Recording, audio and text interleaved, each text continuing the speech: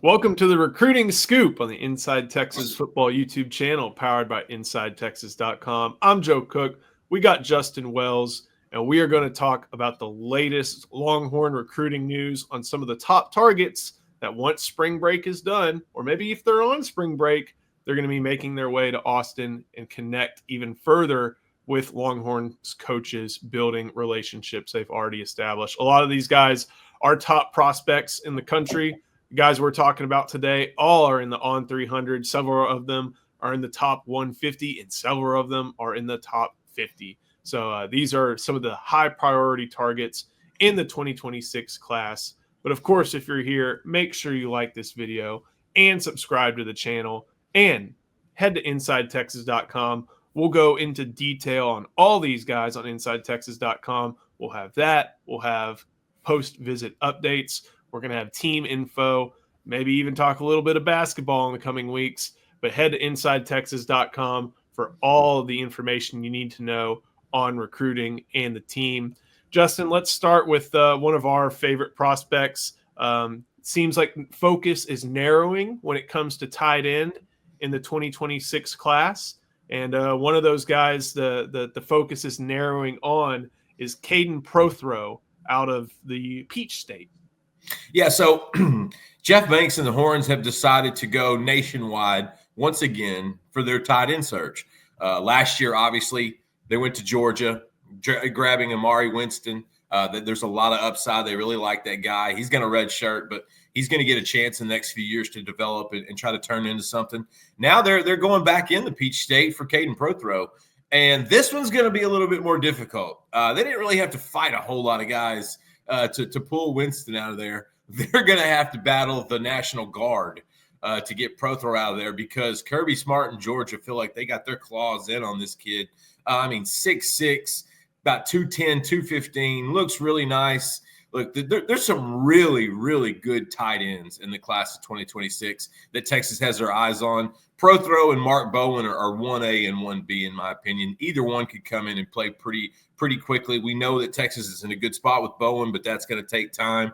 With Prothro, the thing is going to be trying to get him out of Georgia. And Texas doesn't really have any problem battling guys in state, especially big powers. And when you watch this kid, he looks like a freaking wide receiver. Like, there's something about his ability to move in and out at his size. He reminds me of those early 2000s Miami tight ends. I feel like they just every year they had a guy that looked like this, and then they'd put him in the league, and then they'd get another guy that looked like him and put him in the league. He does a lot of good things. He's going to be on campus for an unofficial visit on March 29th. That's turning out to be a pretty big weekend so far for Texas. So far, I believe we've got about a dozen guys on our recruiting master list that you can see at InsideTexas.com. He's just a special kid. He's going to be on campus March 29th, so he's going to get to watch probably a scrimmage. He's going to get to kind of dip his feet a little bit in the program, probably get to come in and out of meetings. A lot of those things that kids get to do in the spring that they don't necessarily get to do in the summer. And I think that's why spring visits sometimes can be a lot more fun. He's also coming back June 20th through the 22nd for an official visit. So Texas gets the last OV, which I kind of find interesting. But again, I'm not going to make any big proclamations. Texas has a battle on their hands, and it's not just Georgia. Alabama loves him. Auburn loves him. Florida's pushing. But Texas right now, they've got a really good sales pitch for tight ends. If you come to Austin, you go to the NFL. It's an easy transition. It's pretty smooth as well. And so Prothro's been paying attention to that, and he's been building with Jeff Banks and with Kenny Baker and some of those other guys. And so I'm excited to see what he has to say after hitting campus next week, in a couple weeks. A lot of receiving clips, as you can tell. Just as I took it off the screen, there was one on outside linebacker, but they love getting the ball. Was there really? In their hands. Man, he can do it all. There might be some Nick Townsend in this kid. Woo. Next guy we got to talk about is Richard Wesley, and he's from Sierra Canyon High School out in Los Angeles. Going to be a big-time prospect. Not as big as maybe Bronny James was out of that high school, but definitely somebody that the Longhorns are interested in. And he's changing, correct, from 2027 to 2026. Yeah, he reclassified. And he is one of the first edge recruits in that class 2026 to set up a visit to Austin. Yes, and that's significant because you've got Jarrell McCoy out of Tupelo. That's also he's another edge guy that Texas really likes, D-line edge type. But the thing with Richard Wesley is he is a reclassification. He's the same in the same school in the same class as Haven Finney, who's also a Texas target. He's a defensive back that's going to be hitting Austin for an official visit on June 13th to the 15th. But Wesley's a guy that, he's an exciting young prospect. He's just young. And he is another example of one of these reclassifications that you just wonder if they're kind of going through the process a little too fast, if they're trying to get to that NIL dollar a little too quick. I'll say this. One, he's a fantastic prospect. Like, he's got the athleticism to get into a college program early and make his mark. Like, the size is going to fill out. He's got the frame. The size will come to it. And he already shows a burst I remember seeing something similar to Colin Simmons when he was a sophomore. Like, there's just a suddenness there in Wesley. But again, the closer to the line of scrimmage you get, the less likely I think it's harder to make the transition in reclassifications. Once you get further away from the line, I think it's an easier job. But man, when you get closer, you got some work to do. This guy is ready to put in the work. And I promise you, he's going to have a better college career than Bronny James did. Wesley's got a lot of schools that are in the mix. He's got USC, he's got Georgia, he's got Alabama, he's got it coast to coast. Texas wants to make his mark. He's never seen Texas before. They want to try to make their mark there. They're going to bring him in for a visit on March 27th. It's going to be a midweek practice, and he's going to get to do some of the same things that the other guys do. He's going to get to watch probably a practice, get to kind of hang out with the team, go through meetings and things like that. But this is a guy that Texas is. They laid a foundation with him 6 months ago, not knowing. I don't think many people with some of these reclassifications like Zealous Hicks and Booby Feaster, we knew that was going to happen. Wesley was kind of a surprise. And so now they're trying to kind of recalibrate their board and kind of where Wesley would measure up. And so athletically, he checks all the boxes. This is a kid that's exciting. Him and Finney are both like really good prospects from Sierra Canyon. So the Horns getting him on campus is important, not just because of his potential, but like you said, there's edge recruiting has a lot to be desired right now. And I think Texas is just being judicious. I just think they're being particular. They have really good base of edge players in the program right now. From the young guys to the elder statesmen. And so I think they're just being cautious. They're gonna be really thorough on who they bring in. Like I said, Jarrell McCoy has already set up an official. You got Richard Wesley, who's gonna be probably trying to set up that official as well. And so, hey, get him on campus, see what you can do, and see if you can get him back in June.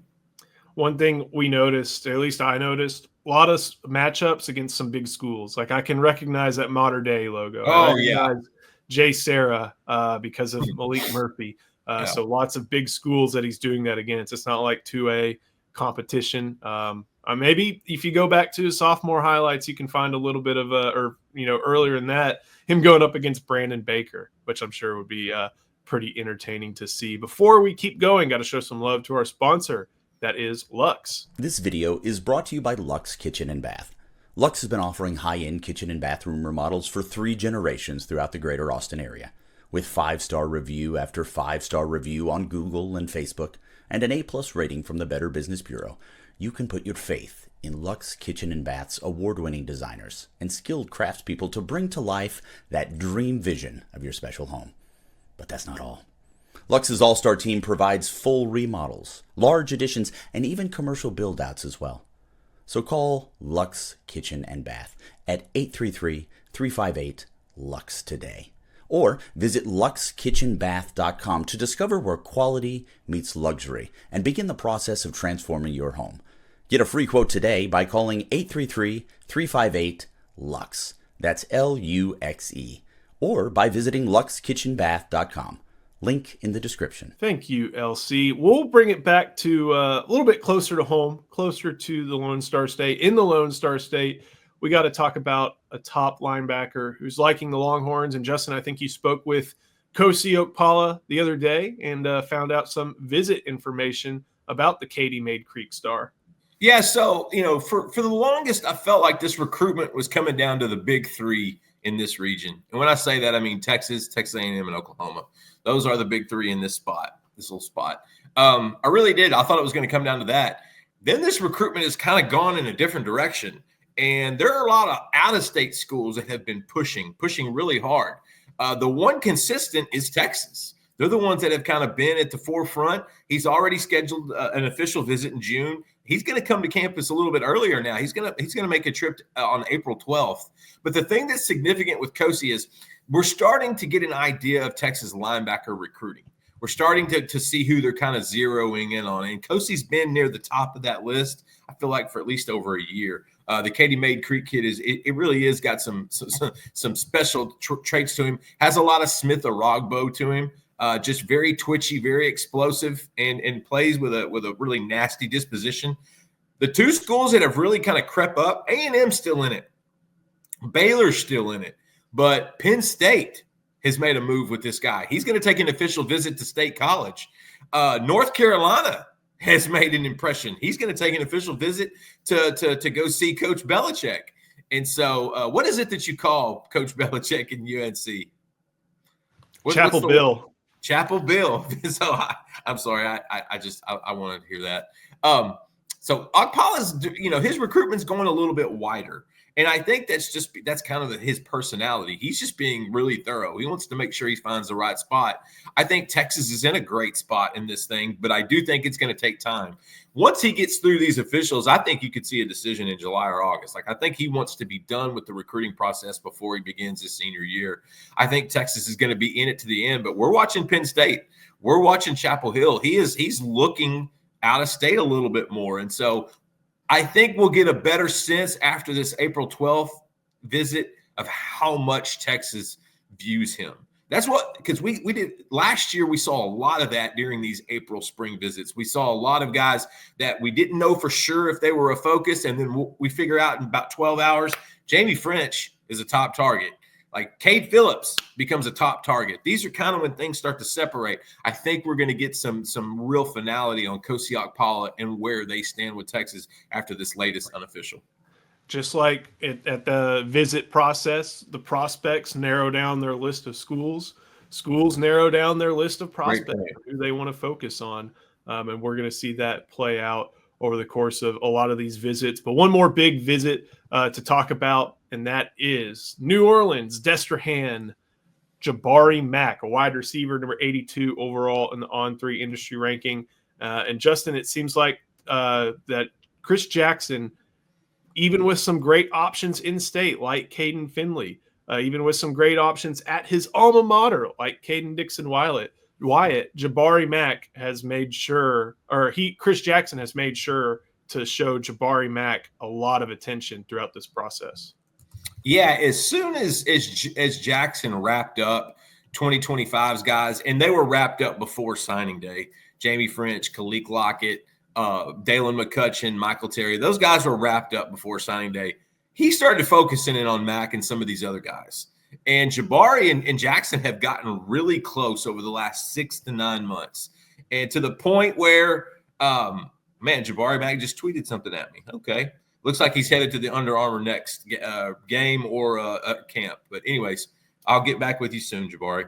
That is so random that he would do that at this time. He's coming to Texas twice. Listen, and that, you know what that tells me?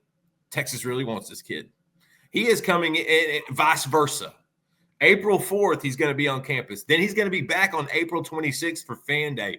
That's significant because that's when Dia Bell is coming. And Dia Bell has become the recruiting guru of the 2026 cycle. Dia told us last weekend at the OT7 7-on-7, I get a list of guys every couple of weeks, and I'm told, go get them. And that's what I do. And he went through that list, and you should read it at InsideTexas.com. There's some interesting names on that list, and I think that's fascinating that Dia has taken on this coordinator role to try to galvanize these guys. Jabari Mack's near the top of that wide receiver list. That's what Texas fans need to know. What else they need to know? LSU is in the mix, and we know how hard it is sometimes to pull an in-state kid out of Louisiana. It can be difficult. If Sark is shown one thing to do, it's going to debut and grab him a couple guys. We've seen that happen before. And Jabari is not a kid that I feel is like meant to stay in state. For some reason, I think Jabari Mack wants to kind of go and do his own thing, try his own thing. And I think that's why you have schools like Texas A&M, Ohio State, Alabama. He's looking at other schools, and I think Miami's even trying to get him in for a visit. He's taking a really hard look at these other schools. Naturally, he can look at LSU and see the number of guys they have in the NFL. I mean, it's ridiculous when you look at the newer contracts from a Justin Jefferson, a Jamar Chase. Brian Thomas Jr. is one of the future stars in the NFL, rookie from Jacksonville. Like, you can see they put guys in the league, but you have to do it in the moment. And right now, they're not in the best position outside of Garrett Nussmeier from a quarterback standpoint. They're trying to patch these classes together, 2025 and 2026. That to me is a window of hope for Texas. And I think that is how Chris Jackson has slid into this recruitment. Naturally, a few years ago, I think he stays in state and this isn't a conversation. Now I think Jabari's going to leave. I really do. And look, Texas A&M might be the second team in this race. Like, he loves A&M. He has been there. Holloman Wiggins has made him a focus. And he sees an opportunity at A&M where, there's not much depth in College Station. Jabari could probably come in and play as a true freshman, similar to Kelshawn Johnson from Hitchcock last year. You look at Texas, the depth chart's a little bit different. But then you know what he's going to see in spring ball this year? A lot of true freshmen catching a lot of balls. And, buddy, you know what Jamie French saw last year? Ryan Wingo catching a lot of balls. Kalik Lockett noticed Ryan Wingo catching a lot of balls. That's how that's going to work. And so Texas is going to be battling the ultimate playing time immediately or get developed and get put in the league, because just like LSU has been sending guys from the league at wide receiver in the last 5 to 10 years, Texas has started to kind of do that in a trend. And whenever you put a rookie wide receiver in the league in Xavier Worthy and he breaks the all-time record in the Super Bowl for receiving yards, that's significant. A.D. Mitchell, you're going to have a couple other guys. Matthew Golden just turned in one of the best combines. Isaiah Bond's going to get drafted at some point. That's starting to help. That recruiting pitch from Chris Jackson is now not, well, it just came from the NFL and I can help you get there. I helped develop these guys, and I can help you get there. Mack and Jackson are starting to make a lot of sense. I can't wait to catch up with Jabari after he takes these unofficial visits, because I think we're going to get a real good idea of Jabari's top 3 or 4 schools, like we kind of already do, but I think we'll get a better sense of where he might go. With recruiting Louisiana, you got the state of Louisiana, you got South Louisiana, and I would include New Orleans in that, and then you got the Baton Rouge corridor. And Texas has gotten guys out of South Louisiana. I mean, Arch Manning, that's New Orleans. Got him out of there. Derek Williams is from New Iberia, which is not too far from Lafayette. And probably Wardell Mack got him. So this is a player who's in the South Louisiana part of it. They haven't been able to break into that Baton Rouge bubble all that much, I feel like. But they've gotten into the South Louisiana one. And, Texas views Louisiana not necessarily in state, but as a state that it should definitely recruit often because of its being in close vicinity. Hey, Sark to this day still gives gratitude to Terry Joseph to allowing this program to dip their foot in that state. You figure Bo Davis would have been the one that helped Texas get in Louisiana, and you would be wrong. It was Terry Joseph and these guys. And so give Sark credit, as our man is now coaching DBs for the New Orleans Saints. Texas is not leaving Louisiana. Too much talent. And wait till we start talking about 2027 quarterbacks, because Texas has their eyes on a couple of them in that class. They're there to stay right now, Joe. Looking forward real quick, this upcoming weekend, we'll have Charlie Williams out at OT7, one of the really, really fun events that's going on, a 7-on-7 tournament. Brings together a lot of the best skill position players. I think it's aired on Overtime, which I think you can find either on streaming networks or there's a lot of video cameras. It's got to be aired somewhere. So you can find and see. You can see Charlie, but you can also see a lot of these different prospects. We have a free story on Inside Texas listing some of the big ones, including Mark Bowman, who you're definitely going to want to pay attention to. tight end out of Mater Dei. I will be at Austin Westlake on Saturday morning, seeing some top 2026 quarterbacks throw as part of the Elite 11 regional. Dia Bell is scheduled to be there. Kavian Bryant, my recruiting darling from Palestine Westwood in the 2027 class, will be there. And there should be also a few different, I think, skill position guys for the most part. There's a handful of 26, 27s. You might catch a few of those might catch your eye, Joe. So it should be fun. Stay tuned to Inside Texas for all things recruiting, all things Texas Longhorns. Come join us. Now is a great time to be a part of the best Texas Longhorns website. And of course, if you're here, come subscribe and like the video from the best Texas Longhorns YouTube channel. We'll be bringing it throughout the entire spring football sessions. We'll be there for Pro Day. We'll have it all covered, including some other sports. Basketball, who knows what's happening yet next. Baseball, we got a top 10 series this weekend that Evan Veith will have covered. And the women start their march to the Final Four, I think, on Saturday night as well. Lots of great things going on at Inside Texas. Lots of great things going on here on the Inside Texas YouTube channel. So make sure you like and subscribe. Come visit us at InsideTexas.com. Justin, thank you so much. Thank you to Luxe. And we'll see you next time on the Recruiting Scoop, the Inside Texas Football YouTube channel, powered by InsideTexas.com.